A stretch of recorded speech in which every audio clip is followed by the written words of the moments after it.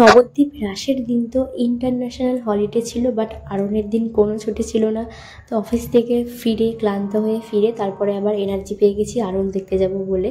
তো রেডি হয়ে বেরিয়ে পড়েছিলাম। আর এক জায়গায় দাঁড়িয়ে থাকলে গোটা রাত লাগতো দেখতে। আমার হাতে অত টাইম ছিল না, কারণ নেক্সট দিন আবার সকালে অফিস যেতে হবে।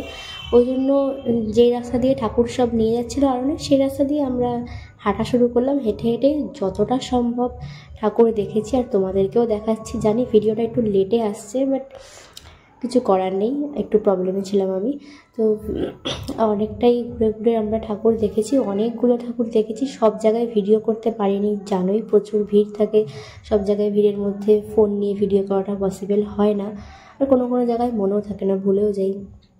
তো তোমাদের রাসের ভিডিওটা কেমন লাগলো একটু জানিও, আগে রাসের ভিডিওটা আর প্লাস এখন আরনের ভিডিও।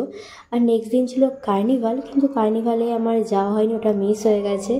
তো কার্নিভালের কোনো ভিডিও আমি দিতে পারছি না।